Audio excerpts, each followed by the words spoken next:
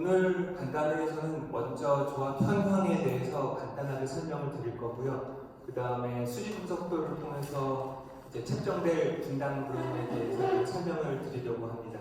그 다음에 여러분들이 가장 궁금해 할지도 모르겠는데 토지 관련돼서 어떻게 지난 3개월간 진행이 됐었고 그렇게 해서 지금 분담금 중에 토지대가 어떻게 책정됐는지에 대해서 설명을 드릴 거고, 그 다음에 궁금해하실 내용을 제가 미리 좀 정리를 해서 일단 그 내용들에 대해서 설명을 드리려고 합니다. 일단 지금 이걸 한번 쭉 설명을 드리고 나서 질문이라든지 아니면 의견에 대한 것들을 받도록 할게요. 그래서 한번 끝까지 한번 보시고 그 다음에 같이 다시 한번 이야기를 나누는 시간을 갖도록 하겠습니다. 그러면은 시작해 보겠습니다. 먼저 도서관 담당 대여가 여기가 다음에도 가능하도록 다음 사항을 지켜주시면 감사하겠습니다. 네, 여기 나와 있는 내용들 다 보시면 굉장히 상식적인 내용이죠. 그래서 여러분들 잘 부탁드리겠습니다. 조합 현황에 대해서 말씀드리면 저희가 모집 승인 세대수라고 해서 저희 건축 심의 후에 결정된 세대수가 203세대로 되어 있고 현 조합은 190명입니다.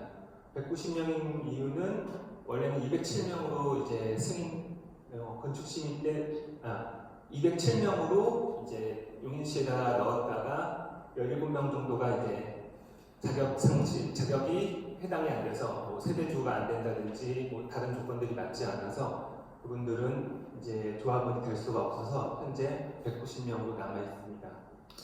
그다음에 남은 일정은 이제 오늘 얘기할 것과 가장 밀접한 것이 사업계획 승인, 그 다음에 사업계획 승인이 통과되고 나면 공급계약 체결이라고 해서 이제 동호수 계약이라고도 얘기를 하는데 각자 이제 자기가 이제 조합원으로서 이제 가지게 될 집에 대한 계약 체결이고요. 그 다음에 착공계라고 이제 공사를 지을 수 있는 허가를 받고 그 다음에 공사를 들어가고 이 뒤는 이제 너무 먼 얘기이기 때문에 일단 생략했습니다.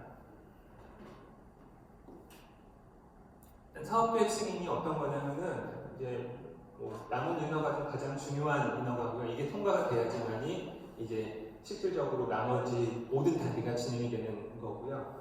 이 사업계획 승인을 위해서 서류들을 제출해야 되는데 그 중에 이제 토지 소유권 95%를 확보를 했다라는 것을 증명하는 서류가 들어가야 되거든요. 토지 소유권 95%라는 거는 저희가 예전에 그냥 받았던 토지 사용 승낙서가 아닌 토지가 진짜 저희 조합 거라는 거를 확정짓는 그런 서류여야 되고, 그래서 보통 이제 등기를 가지고 얘기를 하고요. 그래서 95%를 확보하기 위해서는 저희 조합의 토지 사업계획서를 보시는 분은 혹시 아실지도 모르겠는데 45제곱미터 15평 정도에 해당되는 토지를 제외한 나머지는 전부 다 5%보다 큰 토지들이에요. 저희는. 그러니까 사실상 저희는 99% 거의 100%에 가까운 토지를 확보해야지만 사업성을 들어갈 수 있는 상황입니다. 그렇기 때문에 지금 토지 관련해서 이번 제가 이제 한 3개월 정도 있는 동안에 그 부분을 제일 집중적으로 진행을 했었고 거기에 대한 결과는 좀 이따 말씀을 드리겠습니다. 그래서 사업계획 승인이 보통 3개월에서 6개월 소요된다고 일단 저도 얘기만 들었습니다. 이게 빨리 되면 3개월이라고 어떤 분은 얘기하시고 어떤 분은 6개월까지도 얘기를 하시더라고요. 어쨌든 이거는 굉장히 중요한 단계이기 때문에, 그리고 사실상 이 인허가가 제일 이제 어려운 인허가로 남아있다고 해서요. 이거를 넘어가야지 저희가 다음 단계로 갈 수 있습니다. 이게 수지 분석표라고 이제 말씀을 드릴 건데, 이제 수입과 제가 검색한 거 아니고 수입과 지출에 대한 부분인 것 같아요. 그러니까 저희가 이제 얼마만큼의 돈이 저희한테로 들어올 거고, 그러면은 그 돈을 얼마만큼을 사용해서 또 지출을 할 거냐에 대한 분석인데, 사실 저희 조합 같은 경우는 지출에 의해서 수입이 결정되는 구조거든요. 그러니까 얼마나 많은 지출이 나갈 거냐, 그래도 그 지출을 토대로 해서 저희의 그 분담금이 결정되고 그 분담금이 수입으로 들어오는 것입니다. 지금 여기에 있는 이제 저희 수입에 대한 건데 글씨가 좀 작지만은 이거는 지출을 근간으로 해서 역산한 지금 이제 수입이거든요. 여기 맨 위에 줄에 보시면은 저희가 지금 타입이 두 개가 있습니다. 여러분들이 아마 아실지 초창기에 이제 그런 그 팜플렛 같은 걸 보면 두 가지 타입이 있다고 나와 있던 것 같은데 두 가지 타입이 각각 평수가 조금 다르기 때문에 분담금도 서로게 조금씩 다르고요. 지금 저희가 적혀 있는 금액은 6억 8,400과 6억 8,900으로 적혀 있거든요. 이 금액은 토지대가 아니라 건설비 730평당 730만 원을 기준으로 해서 그리고 토지대는 현재 적혀 있는 토지대를 기준으로 하는 저희의 분담금입니다. 사실상 이게 저희의 모든 수입이에요. 예. 나머지 밑에 있는 이제 대출이라든지 저기 이쪽에 있는 4억 단위가 좀 헷갈리시기 때문에 제가 설명드리는 걸로 이해하실 것 같아요. 저기 대출의 비율이라고 적혀 있는 게 420억이거든요. 예. 저 420억도 결국 상환해야 될 거기 때문에 저 금액도 사실은 수입은 아니고요. 그 다음에 중도금 이자 후불제라고 해서 저희가 전부 다 중도금을 이자는 이제 중도금 내는 기간 동안 내지 않다가 여러분들이 입주 시기에 중도금 이자는 한꺼번에 내게 되어 있습니다. 그 이자 후불제 금액이 지금 저렇게 103억으로 잡혀 있습니다. 그래서 세대당 뭐 5천만 원 정도라고 지금 잡혀 있는 거죠. 예. 그러니까 원래는 중도금을 저희가 내는 시기에 그때 내야 될 이자를 안 내고 있다가 마지막 입주 시기에 내는 금액이에요. 그래서 사실상 뭐 보통 분양받을 때도 중도금 이자 이런 건 제외가 되기 때문에 분양가에서는 저 금액이 빠져 있는 상태죠. 그래서 저희가 이렇게 해서 들어오는 금액을 합산하면은 총 1920억 정도가 저희의 수입입니다. 네, 이 1920억은 결국 지출에 맞춰서 계산된 것이고요. 그래서 이제 하나하나 지출 항목들을 설명을 드리도록 하겠습니다. 먼저 토지비이고요. 지금 355억으로 토지비 잡혀 있습니다.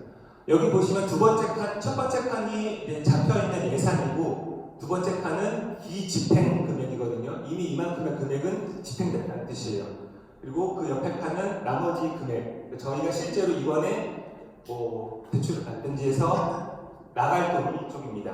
그래서 예산으로 잡아야 되는 사유지 매입 토지대가 355억으로 되어 있고 거기에 맞춰서 취득록세. 옆에 보시면 이렇게 뭐 4.6%, 0.4%, 3% 이렇게 있잖아요. 이렇게 해서 금액이 계산되는 겁니다.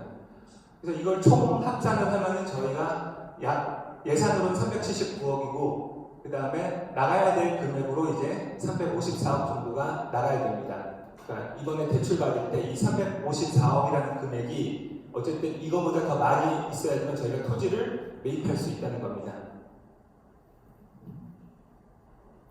그 다음에 공사비고요. 공사비는 도굴 공사비가 672억으로 잡혀 있어요.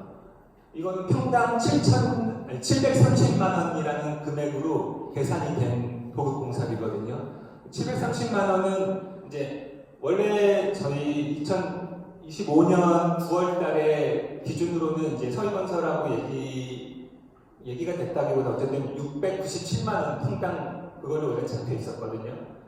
그러니까 지금 제가 적어놓은 저 금액은 그 2024년 기준보다는 지금 2년 정도 지난 금액이 있고 그 다음에 그때 서희건설 담당자한테 물어봤을 때 저희랑 비슷한 평형, 저희랑 비슷한 단지 규모인 다른 공사 현장의 금액이 저 정도다라고 그냥 명확하게 얘기한 금액이 아니에요. 그래서 그냥 일단 저 금액으로 잡았어요. 그리고 저 금액 730만 원, 평당 730만 원 평당으로 기준으로 잡은 거고요.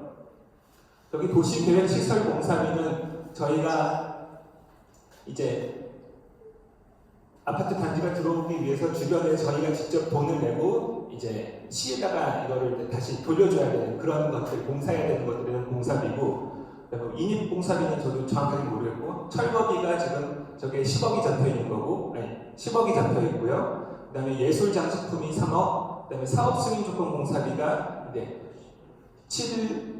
10억을 잡아놨는데 사업 승인 조건 공사비는 저희가 아직 사업 승인을 받은 단계가 아니잖아요. 그래서 사업 승인을 받기 위해서 가면 이제 시에서 여러 가지 조건들을 요구를 할 텐데 그 중에서 지금 시에서 요구하는 것은 확실한 거는 저소음 도로 포장비 그게 뭐 5년 정도라고 잡혀 있어요. 저거를 해야지만이 사업 승인을 내주겠다. 그러니까 그런 것들이거든요. 지금 확정적인 거는 저속도로 포장비 5년치가 확정이고 나머지는 확정은 없어요. 예. 그래서 사업 승인 단계에서 금액이 늘어날 수도 있어서 지금 10억 정도 금액은 잡혀 있는 상태입니다. 예. 그러니까 이걸 다 하고 나면 매출 공사비로 나가는 돈이 710, 1억 정도가 나가게 됩니다. 일단 용역비는 이런 과정에서 저희가 이제 저희 조합에서 할 수 없는 모든 일들을 처리를 다 용역을 맡겨서 처리하고 있고요. 거기에 들어가는 비용들이고 설계비, 관리비, 그다음에 지구 단위 용역비, 그다음에 소음 저감 시설, 그다음에 지질조사 측량비, 업무 대행비, 그다음에 회계감사비 이런 것들이 쭉 잡혀 있고요. 여기 기타 용역비라는 거가 이제 저기 10억으로 잡혀 있는데 저 기타 용역비도 확정적인 거는 저희가 아까 말씀드렸던 이제 상수도랑 그다음에 저소음 도로랑 관련해서도 또 설계가 필요하거든요. 건설을 하기 위해서 설계가 필요한 거고 거기에 대한 설계 용역으로 일단 3억이 잡혀 있어요. 그거 외에도 또 추가적인 게 발생할 수도 있어서 일단 10억으로 잡혀 있는 상태입니다.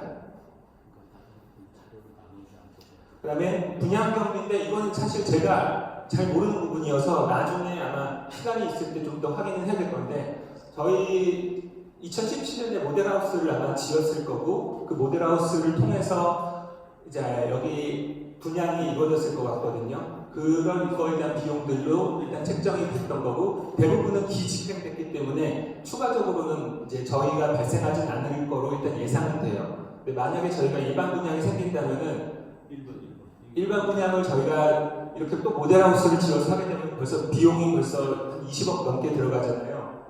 그러다 보니까 저렇게 할 수 없기 때문에 아마 다른 방식으로 사이버 분양, 사이버 모델하우스라든지 이런 식으로 해서 좀 비용을 줄이는 쪽으로 아마 들어가게 될 것 같습니다. 그래서 저 금액으로 지금 사용 잡힌 게 26억 정도로 잡혔고요. 그리고 각종 부담금, 그래서 저희가 건설을 하게 되면은 방역교통시설 부담금이라고 해서 교통에 대해서 또 저희가 또 내야 되는 돈이 있고 그 다음에 상수도 원인자 부담금, 그 다음에 하수도 원인자 부담금, 그리고 또 기타 부담금, 공공기여금이 있습니다.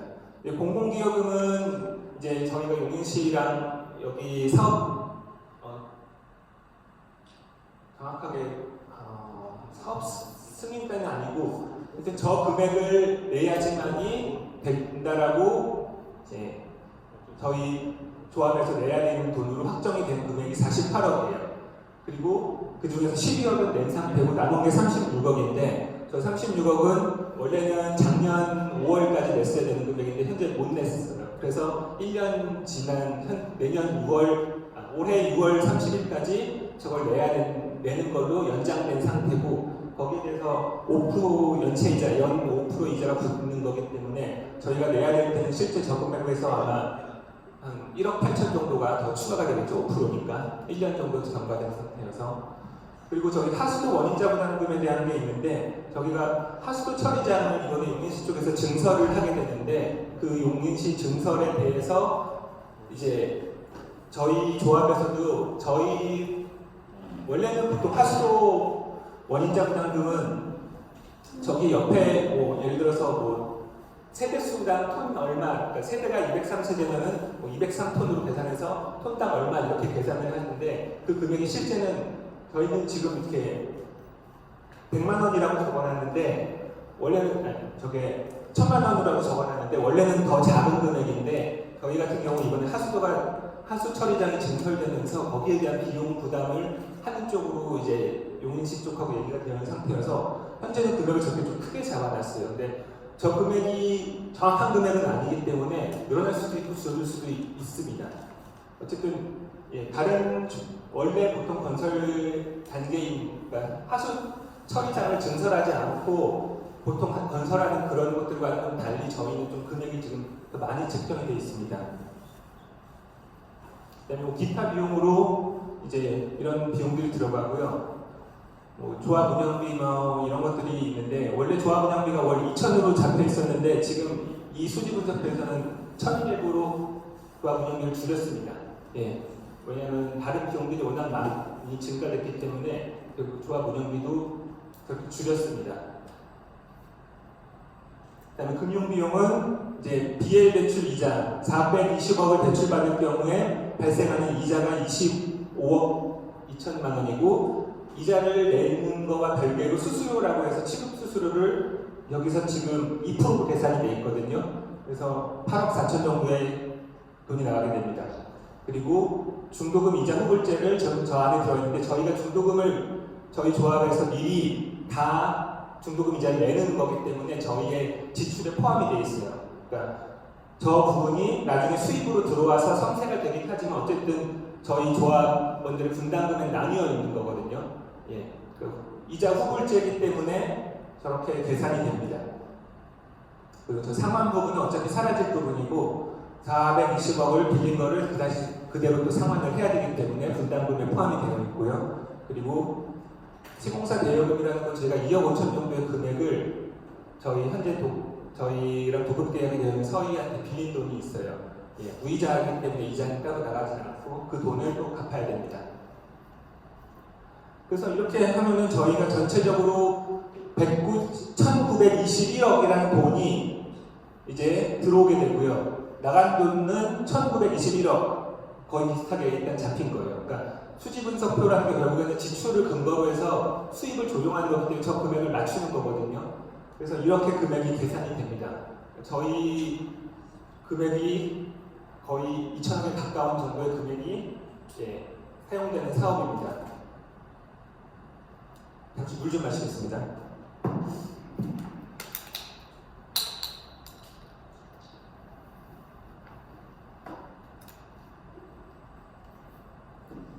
아마 오늘 제일 궁금한 내용이 많으실 부분이고 잘 모르시는 부분들도 많은 부분이어서 토지 작업 얘기를 일단 해야 될 것 같아서 정리를 해보고요.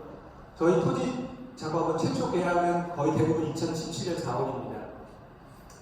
저희가 토지가 그때 금액이 일단 230억 정도인데 저희 토지가 7개로 나뉘어 있습니다. 7개로 나뉘어 있다는 거는 필지라든 이런 게 아니라 토지주들의 묶음으로 보시면 돼요. 7 토지주들이 묶음이 있고, 어떤 토지주들은 뭐 2명이 같이 지분을 갖고 있는 것도 있고, 어떤 토지는 6명, 어떤 토지는 뭐 7명 이렇게 되어 있어요. 어쨌든 총 묶음은 7이고 그 7 단위로 저희는 모든 그 계약을 일단 하고 있어요. 저희가 2017년 4월에 계약을 하면서 잔금일이 2018년 4월로 됐는데, 여기에 대해서 뭐 의문을 갖는 분들도 있는데, 제가 듣기로는 토지주들이 사업 승인 후 계약하는 것에 대해서 반대했기 때문에 그래서 계약이 이렇게 됐다라고 전 들었어요. 그러니까 보통 지역주택조합에서 계약을 할 때 토지주들하고 사업 승인 후로 계약을 하는 것들이 어떻게 보면 토지주들 입장에서 자기들이 불리하다는 걸 알기 때문에, 왜냐하면 사업 승인이 언제 될지도 모르고 아예 사업이 안 될 수도 있으니까, 그래서 저희 토지주들은 그걸 알고 아예 잔금 일정을 사업 승인으로 하는 것을 반대를 했다고 해요. 그래서 계약 잔금이 2018년 4월로 됐어요. 그럼 왜 그렇게 또 촉박하게 1년으로 됐냐라고 했을 때, 그 당시에 건설을 토지 매입을 하고 나서 바로 이제 용인시의 도시 지구단위 계획이 되면은 바로 땅이 이제 건설할 수 있는 땅으로 바뀔 거라는 생각으로 일단 그렇게 계약을 했다고 하셨는데, 결국엔 그게 틀어지면서 지금까지 이런 갈등과 이런 모든 것의 원인이 되는 것이 사실 이 계약이에요. 저때 계약이 사업 승인으로 됐다면은 아무 문제가 없었겠죠. 그런데 뭐 그렇게 안 된 거고, 그 상태로 잔금일을 2018년 4월이니까 2018년 4월까지 잔금을 못 주고, 또 그 땅들은 건설을 할 수 없는 땅이었고, 그러니까 그 땅을 건설할 수 있는 땅으로 바뀌기 위해서 또 지구단위 용역을 통해서 또 여러 가지 뭐 업무 대행사라든지 방법을 통해서 그 땅을 열기 위해서 많은 노력들을 했고, 결국 2024년 5월에 지구단위 계획 공시가 되면서 건물을 지을 수 있는 땅으로 바뀐 거죠. 거의 7년이라는 세월 동안에 그런 과정들이 있었던 거고, 사실 맨 처음 가입하신 분들은 아무것도 그냥 7년 동안 그냥 뭐 어떻게 됐나라고 하실 수 있는 긴 시간 동안에 그런 일들이 있었다는 거죠. 그래서 2024년 5월 지구단위 계획 확정으로 제한녹지 지역이 제2종 일반 주거지역으로 변경이 됩니다.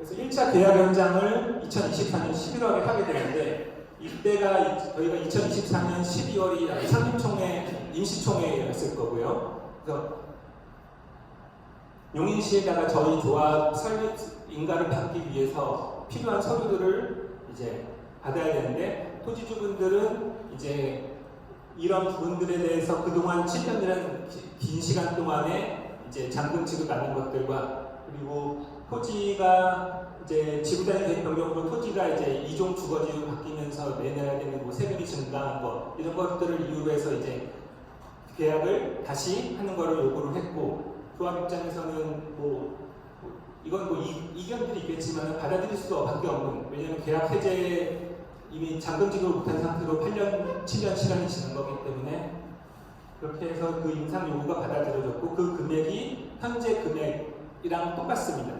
그러니까 이때 지금 결정된 금액 그대로 현재 계약 연장이 된 상태예요. 근데 딱 한 토지, 지금 제가 토지 7개 중에 5개라고 되어 있는데 딱 토지 하나는 삼성 문제로 연장이 안 됐고요. 그다음에 토지 2는 너무 작은 평이 너무 작은 면적이고 그리고 실제 대지 면적이 포함되는 게 아니라 건물을 지을 면적이 포함되는 게 아니라 소공원 구석에 있는 작은 땅이거든요. 그래서 저거는 계약 연장을 안 했어요. 그리고 2차 계약 연장이 이제 제가 조합장이 된 후에 토지주분들을 만나서 이제 2차로 계약을 연장을 한 거고요. 금액은 355억 정도, 그 다음에 2026년 6월 30일까지, 즉 올해 6월 30일까지가 잔금일입니다. 예, 얼마 안 남은 거죠. 예, 이렇게밖에 할 수 없는 이유는 이제 나중에 이 다음번에 설명을 드리겠지만은 저희 토지가 7단위가 있잖아요. 이 중에 한 토지만 안 되면 저희는 사업 못 해요. 왜냐면 이 정확하게는 이제 7단위 중에 6단위, 큰 단위들이니까 6단위 중에 한 토지만 계약을 안 하면은 저희는 못 해요. 왜냐면 다 10%보다 크거든요. 그러니까 5%보다 작은 땅이면 전체 비중에서 그러면은 뭐 매도 청구라고 해서 그런 방식을 통해서 법적으로 그 땅을 저희가 가질 수가 있어요. 근데 저희는 다 5%보다 커요. 사실상 모든 토지주들의 허락이 있어야만 저희 사업은 진행이 될 수가 있습니다. 그러니까 토지주들한테 뭐 끌려다닌다고 얘기를 하는데 토지주들이 계약을 연장을 안 하겠다고 하면 할 수가 없어요. 그러면은 결국에 저희가 나설 수 있는 방법은 뭐 법률적인 방법 등이라든지 뭐 그런 것들이 있긴 하겠지만 어쨌든 지금 시점에서 2024년 11월 금액에서 이제 계약이 연장이 안 됐던 한 곳만 계약 연장을 하고 나서 그 연장에 대한 비용을 지불하고 그렇게 해서 일단은 모든 토지주 7단위 중 6단위 아까 말씀드렸던 45제곱미터를 제외한 6단위와는 연장 합의를 했습니다. 예. 그래서 지금 제가 이렇게 말씀드리는 거는 토지가 확보됐기 때문에 이제는 그 토지를 매입해야 된다는 얘기를 말씀을 드리는 거예요. 그게 매입을 해야지만 저희가 사업 승인으로 넘어갈 수가 있거든요. 예. 그럼 많은 분들이 뭐 단톡방에서도 여쭤보셨고 했는데 왜 토지대 조정이 안 되는가에 대해서 이거는 뭐 저보고 토지주들의 입장을 대변한다고 말씀하시는 분들도 있겠지만 이건 토지주들의 입장을 제가 그냥 그대로 전달하는 겁니다. 저는 조합의 입장을 그대로 가서 말씀을 드렸는데 조합의 입장과 토지주의 입장은 서로 너무 달라서 그 부분에 대한 조정이 안 됐어요. 그러니까 토지주들의 입장은 토지주들의 입장이라고 제가 적어놨는데 아까도 말씀드렸지만 토지주들 전체의 공통 입장이 아닌 것들도 있을 수 있어요. 제가 그냥 섞어놨습니다. 왜냐하면 민감한 부분이기 때문에 그러니까 토지주 중에 한 토지주라도 저런 주장을 할 수가 있고 그 한 명이라도 주장을 그렇게 해서 안 하겠다고 하면은 저희 사업은 안 흘러가게 되거든요. 사업이 흘러가지 않기 때문에 저 입장들을 일단 들어보시고 한번 판단해 주시면 될 것 같아요. 일단 현재 토지 가격은 낮은 가격이 아니라고 생각을 해요. 저희가 매입하는 가격이. 저희 매입하는 가격이 평당 평균으로 치면 1,100 정도 금액이거든요. 토지주들은 그 금액이 자기들이 원하는 금액보다 낮다고 생각합니다. 그리고 조합이 아니어도 매매가 가능하다고 생각해요. 이거는 이제 선례가 있어서 그런 건데 이건 말씀드려도 될 부분이니까 일전에 모 기업에서 대기업에서 앞에 토지 2개만 살려고 했어요. 여기 지금 조합 땅이니까 조합에 이런 부분이 문제들이 있을 수 있다라고 했지만 조합의 그런 문제들은 자기네 법무팀이 다 해결할 수 있으니까 그 앞에 땅 2개만 사겠다 이런 제안이 있었고, 하지만 저희 이 토지주분들 중에 이 분들이 그 땅 주인분들이 대부분 그 땅에 살던 분들이어서 서로 아는 분들이 많거든요. 그러다 보니까 그 앞에 땅 2분이 차마 다른 이웃들의 얼굴을 못 볼 그런 행동을 할 수 없다. 왜냐하면 앞에 땅 2개만 타개하게 되면은 안쪽 땅은 맹지가 돼버리거든요, 완전히. 그러니까 그 앞에 땅 2개만 사는 것으로 인해서 안쪽 사람들한테 피해주거나 이런 것들을 못하겠다. 뭐 그런 생각도 해서 그거를 거절을 하셨어요. 예. 어떤 토지주 지금 지분은 나중에 말씀드릴게요. 예. 그래서 그렇게 말씀을 하셨던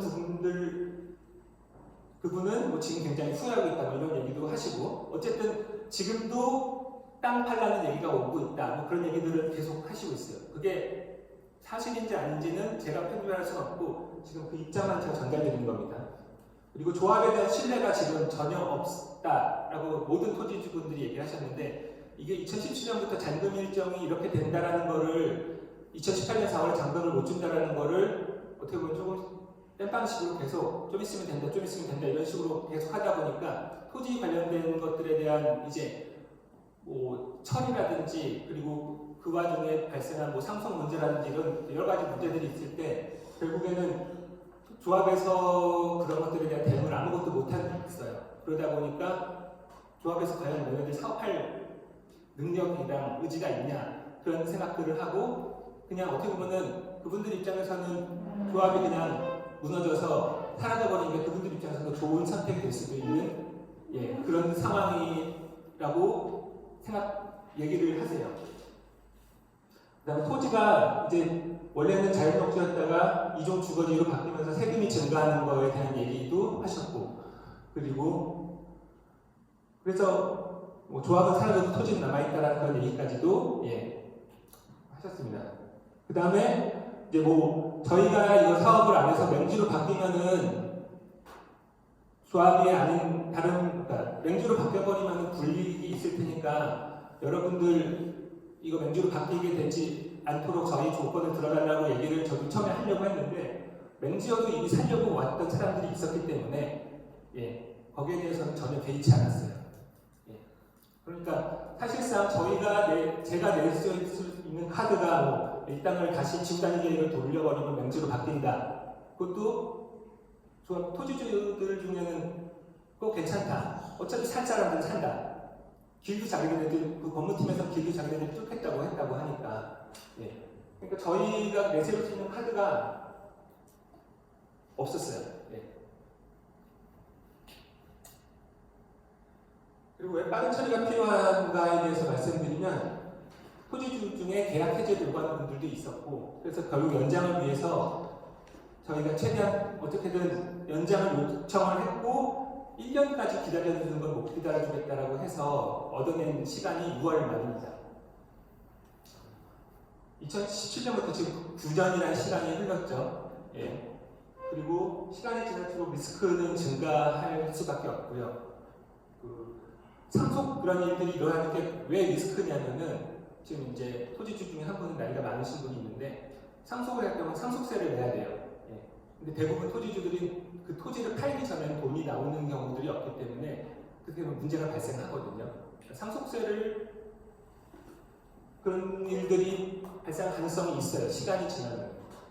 그리고 또 하수처리장 증설 관련해서 연말까지 비용을 내야 하는 거가 있는데, 저희가 이제 저희 하수 원인자 부담 비용이 그렇게 큰 거는 하수처리장 증설 관련해서 여기시에서 준비 중인 거에 저희 거가 포함이 되기 때문인데, 그 비용을 제때 내지 않으면은 저희로 책정될 이제 하수처리가 저희한테 할당이 안 되고 다른 곳으로 먼저 할당이 돼버리면은 저희는 하수처리를 할 수 있는 그 할당을 받지 못하기 때문에 그 할당을 받을 때까지는 승인이 안 난다는 거죠. 아파트가 완공이 된 후에. 그런 얘기를 일단은 들었습니다. 그리고 토지 작업을 왜 법률적인 방법을 쓰지 않는가라는 거에 대해서 계속 문의를 하셨는데 토지주들도 법적인 대응을 할 수 있어요. 예, 이미 이전에 계약할 때도 변호사 통해서 사업 수익 3개월간 당신네들 불리하다는 얘기를 들었기 때문에 이미 법적인 것들에 대해서 알고 있고, 그리고 뭐 나이가 많은 분도 있지만 젊은 분도 있고요. 그리고 법률적인 방법으로 나갈 경우 끝까지 가겠다. 끝까지라는 얘기는 뭐 30까지라도 가서 어쨌든 자기는 그런 생각을 하고 있다는 얘기도 들었어요. 그러면 법률적인 방법을 썼을 때 언제 끝나냐라는 거가 사실 가장 큰 이슈잖아요. 근데 어떤 분은 법률적으로 뭐 조정 신청을 하면은 뭐 3개월이면 될 거라고 얘기를 하셨는데 30까지 만약에 간다면 대응을 해서 그러면 3년 예상할 수 있습니다. 그리고 장기적인 분쟁 3년 정도 기간 동안에 저희가 조합이 존립할 수 있을지에 대해서 저는 상당히 의문이 들거든요. 왜 그러냐면은 매년 운영비로 1억 정도에 나가야 되고요. 그 다음에 공공기여금 연체 이자가 1.8억 정도. 건설비가 매년 물가 상승률을 봤을 때 물가 상승률 1.5%만 잡아도 10억 정도가 증가합니다. 아까 건설비가 한 700, 600, 한 30억 정도 있으니까요. 그 다음에 저희가 지급하지 못한 용역비가 10억이 넘는데 이것들에 대해서 아직까지는 다들 기다려주기로 했어요. 근데 이 용역비에 대해서 만약에 연 5%씩 이자를 또 청구한다면은 그러면 또 그것도 5천만 원씩이 나가게 되거든요. 그리고 조정으로 저희가 간다고 봤을 때 결국에는 조정으로 간다라고 그때 법률 뭐 사무소 가서 얘기 들었을 때 조정으로 하는 게 좋겠다라는 얘기를 들었는데 얼마의 가격으로 조정이 될지에 대해서는 이것도 미지수입니다. 네. 저희가 2024년 계약 가격보다 낮아진다는 보장이 있을까? 저는 이렇게 물어보고 싶은데 여기서 한번 조정 신청해서 조정 신청 과정을 거쳐서 본인이 원하는 결과를 얻으신 분이 있는지 저는 그게 궁금해요. 조정 신청하면 다 된다라고 얘기를 하시는데 한 번이라도 해보셨는지. 예. 여기까지가 이제 토지에 관련된 부분에 대한 거였고요. 그래서 예상되는 질문에 대해서 일단 말씀을 드리면 아까 3월 초에 예상분담금 이건 예상분담금이니까 지금 계산으로는 6억 8,900과 6억 8,400 이렇게 나올 거로 예상이 돼요. 예, 730만 원 계산으로 잡았을 때. 물론 건설비를 더 낮추면 좋겠죠. 예, 그거는 730이 사실 미니멈은 아니고요. 맥시멈, 저희가 조합에서 감당할 수 있는 맥시멈이라고 생각해서 잡은 금액이에요. 더 낮춰야 되거든요. 그 다음에 금융 조건에 따라 달라지는데 아까 BL 대출이 이자가 2%고 수수료가 2%고 이자가 9%로 잡혀 있었는데 그 금액에 조정될 수도 있거든요. 아직 확정 금액은 아닙니다.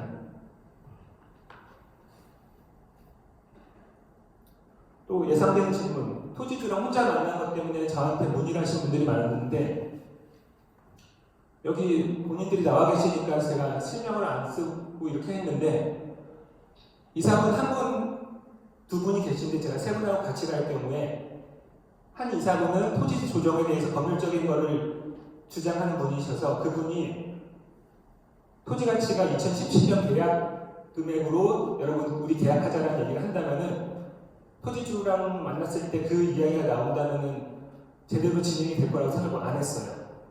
가서 여러분 땅 2017년 가격으로 사겠습니다. 거기서 20%를 더 얻는 금액으로 그렇게 얘기를 했을 때 전혀 먹히지 않을 뿐더러 저는 오히려 계약을 연장하는 것이 어려울 거라 생각했어요. 그리고 다른 이사분 한 분하고 갔을 때는 안에서 또 그런 얘기가 나올 수 있을 거예요. 또 토지주들 입장을 대변한 사람 둘이 가서 토지주 만나가지고 토지주 말만 듣고 왔다는 얘기가 나올 것 같아서 혼자 갔습니다. 토지대 조정을 안 했나라고 물어보셨는데 요구했고요. 아까 말했던 이유로 받아들여지지 않았습니다. 25년 9월 임시총회 결과랑 뭐가 다르냐고 물어보신 분도 계시는데 전 조합장하고 뭐가 다르냐? 똑같지 않냐? 뭐 사실 여기 제가 적어놨지만 저는 계속 그 얘기를 해야 했는데 제가 여기서 나와서 3개월 동안 한 일은 사실 계약 연장하는 거 하나 빼놓고는 이미 다 짜여져 있는 판을 확인하고 다시 깨져 있는 걸 다시 그냥 붙인 것밖에 없습니다. 예. 깨져 있고 엉망으로 되어 있는 부분들을 그냥 다시 원래 다 짜여져 있는 거였어요. 계약금도 마찬가지고, 그 토지 때도 마찬가지고 이미 다 짜여져 있는 상태예요. 예. 저는 그걸 확인하고 왜 이게 이렇게 됐나 이런 것들을 듣고, 그리고 이거 지금 빨리 해야 된다라는 판단을 하게 된 거예요. 그리고 25년 9월 분담금이 업무대행사 계약 변경 40억 정도가 포함되어 있는 6억 8,600만 원으로 잡혀 있거든요. 근데 그 당시에 조합에서는 숨기고 있던 금액이 있었어요. 일단 토지 때는 340억이라고 잡혀 있었는데 실제로 계약 연장이 안 된 곳을 뺀 상태였고, 계약 연장이 안 된 곳은 옛날 금액으로 잡혀 있던 거고 355억. 저 금액이 아마 전 조합장님이 이후에 그 9월달 이후로 조합장님 계속 계셨다고 하더라도 저 금액으로 아마 다시 계약 연장을 하셨을 거예요. 저 금액보다 낮추기는 쉽지 않으셨을 거라고 생각이 들어요. 그 다음에 숨기고 있던 금액이라기보다는 하수 처리장 비용에 대한 것들이 20억 정도가 잡혀 있는 거. 그리고 건설비가 697로 잡혀 있는데 평당 730으로 서희건설이 그때 직접적으로 계속 여기 얘기를 안 하거든요. 서희건설은 항상 다 끝나고 설계 심의, 그러니까 사업 승인 끝나고 나서 나오는 걸 가지고 계산을 다시 해봐야 나온다. 항상 그 얘기를 해요. 절대 금액을 얘기를 안 해요. 어쨌든 평당 730이라는 금액으로 다시 올라갈 가능성이 굉장히 높아요. 서희건설은. 그러면 건설비가 30억 진입됩니다. 그래서 서희건설의 그 타임라인을 보면은 사업 승인 후에 추가 분담금 총액가 잡혀 있어요. 그러니까 서희건설은 낮은 금액으로 시작해서 또 사업 승인 후에 또 분담금 총을 열어서 추가 분담금 얼마니까 이 금액을 확정하겠다는 그런 계획을 잡은 상태예요. 그러면 이 총회 추가 분담금 총에서 예상된 추가 분담금은 아마 사업 승인 후 사업 승인 조건도 되는 것들이 또 있을 테니까 뭐 55% 플러스 알파가 될 수도 있겠죠. 네. 뭐 이런 상황에서 25년 9월 임시총회 때 이후로 조합에 대한 신뢰가 많이 떨어진 상황에서 과연 이런 상황들에 대한 진행이 잘 될 수 있을까에 대한 의문은 있습니다. 그리고 리스크 관련해서 어떤 분들이 이제 단톡방에 올리시죠. 뭐 어느 조합 어떻게 해서 망했다, 어느 조합 어떻게 해서 문제가 생겼다. 예, 근데 그런 조합하고 저희랑은 좀 달라요. 예, 일단은 저희는 토지 일단 그래도 뭐 계약서는 저희 100% 다 써져 있어요. 잔금 지급을 못했을 뿐인데 어쨌든 토지 확보가 100%라고 봐도 됩니다. 예. 돈을 못 줬을 뿐이죠. 그리고 돈도 지금 어쨌든 계약 연장을 하는 걸로 해서 확정이 됐기 때문에 저희는 그 부분은 저는 뭐 100% 확신은 못하지만은 토지에 대한 부분은 어쨌든 이제 해결이 됐다고 보고요. 사실 토지가 해결되면은 나머지는 돈이죠. 돈에 대한 부분은 아직 진행 중이긴 하지만 그렇게 해서 진행이 된다면은 저희 사업은 갈 수 있다고 생각해요. 뭐 저는 뒤로 돈을 빼돌릴 생각도 없고, 그리고 건설사를 위해서 건설사가 요구하는 걸 받아들일 생각도 없습니다. 뭐 어떤 분들은 제가 뭐 토지주랑 친척이니까 토지주도 입장을 대변해 준다고 하는데, 제가 그 토지주 입장을 대변해 주는 거 해봤자 그분한테 가는 이익이 그렇게 크지 않아요. 제가 95% 나머지 토지주들을 위해서 5% 저희 친척을 위해서 95% 토지주들의 이익을 불려주려는 생각은 저는 안 해요. 저는 그렇게 생각 안 하고 있습니다. 토지주, 그리고 저희 조합에서 어떤 분들은 뭐 토지주들의 뭐 앞자리가 있다고 얘기하시는데, 토지주들하고 친구들은 있어요. 뭐 친척들도 있죠. 근데 그분들이 토지주들을 생각해서 이렇게 할 사람들은 저는 없다고 생각해요. 왜냐하면 그분들 조합원들이거든요. 토지주들이 이익이 가면 자기 분담금이 늘어요. 뭐 친구가 예를 들어서 토지 때 10억 올리면 1억씩 돌려주겠다고 친구들한테, 나 토지주인데 너 친구들한테 그렇게 할 사람들도 아니고, 그분들 토지주들 친구인 분들은 분담금이 낮으면 더 좋죠. 자기 돈 들어가는 건데. 그리고 저희가 땅도 없고 돈도 없고 아파트를 짓는 저희가 지역주택조합입니다. 사실상 불가능한 미션을 수행하고 있는 게 지역주택조합인데 저희 땅도 없는데 게다가 돈도 없어요. 근데 아파트를 짓겠다고 모인 사람들이에요. 그렇기 때문에 땅 없어요. 돈도 없고 무조건 대출 받아야 됩니다. 저희. 그러니까 대출이라는 과정은 필수적이고 그 대출을 어떻게 할지에 대한 부분을 꼼꼼하게 잘 안정적으로만 잡는다면은 정상적으로 저렇게 진행돼서 가는 조합들도 있습니다. 워낙 적기 때문에. 근데 사실 저희 단계까지 와서 무너지는 그런 조합들은 많지 않아요. 대부분은 아예 이 전 단계에서 무너지죠. 지금 이만큼 온 거는 굉장히 많이 온 상태예요. 저희 조합이. 그래서 수지 분석표를 최대한 꼼꼼하게 확인하고 불필요한 지출을 줄이고 또 필요한 지출도 줄인 상태예요. 아까 말씀드렸던 운영비도 줄였고 그리고 예비비도 어느 정도는 좀 잡아놓은 상태인데 그거는 또 변동이 있을 수는 있겠지만은 나중에 일반 분양이라든지 이런 걸 통해서 상쇄를 할 수 있는 그런 방식으로 저희가 진행을 해야지만이 됩니다. 저희는. 그 비행대출 관련해서 또 여쭤보실 분이 있을 텐데 비행대출이라는 거는 토지대를 매입하기 위해서 저희가 대출을 받는 건데 저희 선택지가 거의 없어요. 잠시만요.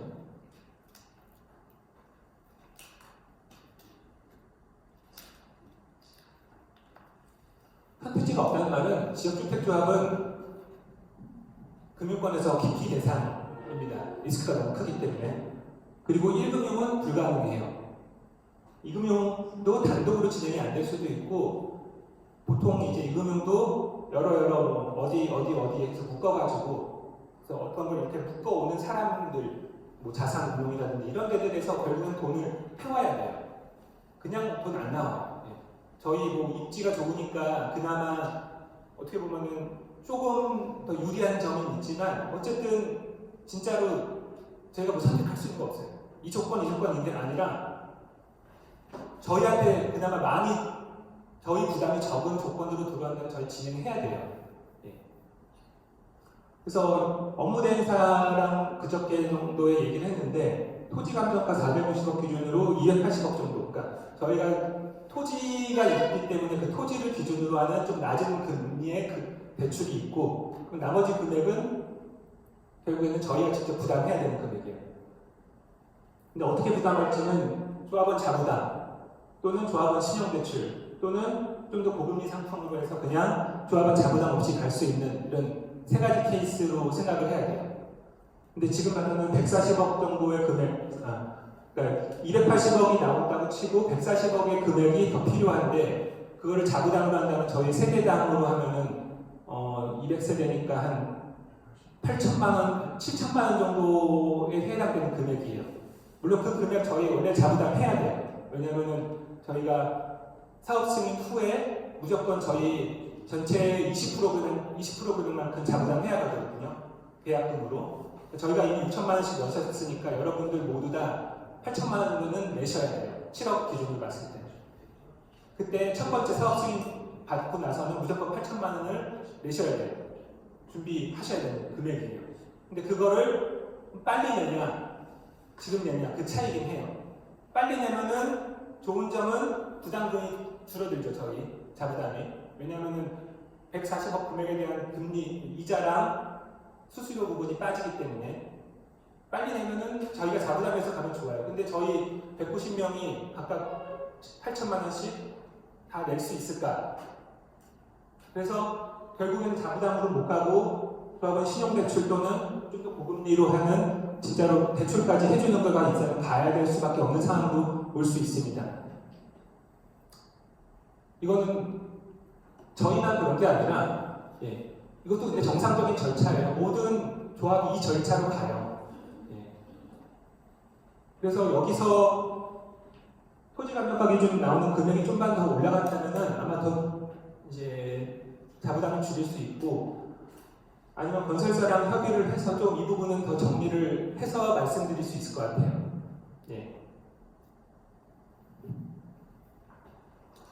그리고 조합 운영 방식에 대해서 어떤 분은 총회를 통해서 하는 게 무슨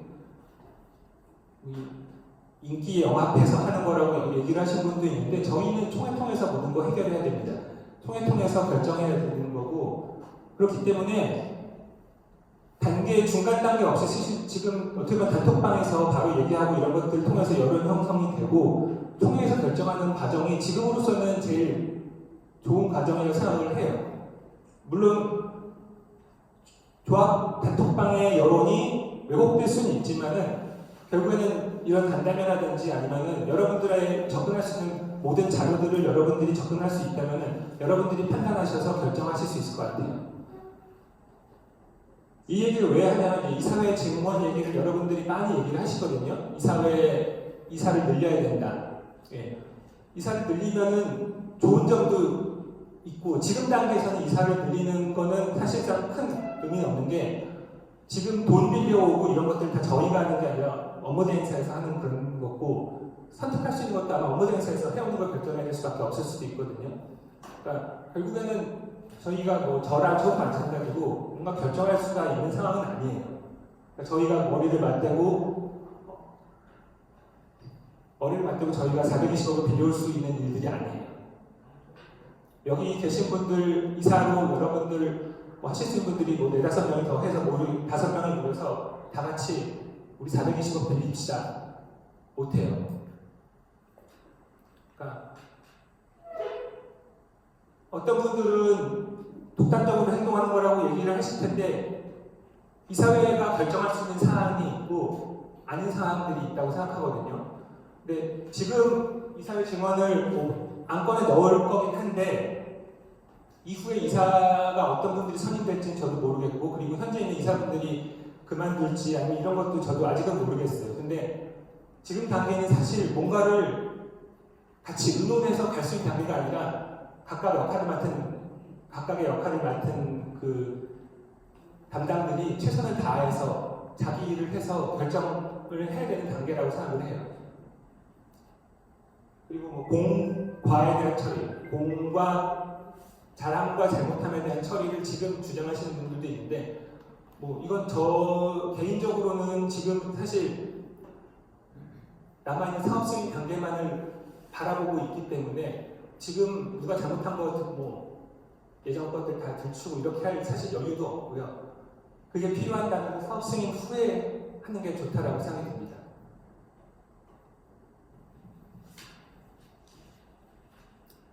예, 제가 말씀드릴 건 여기까지고요. 일단 잠시 녹화를 끊고 잠시 휴식 갖겠습니다. 그 다음에 이제 여러분하고 그냥 얘기하는 시간 갖겠습니다.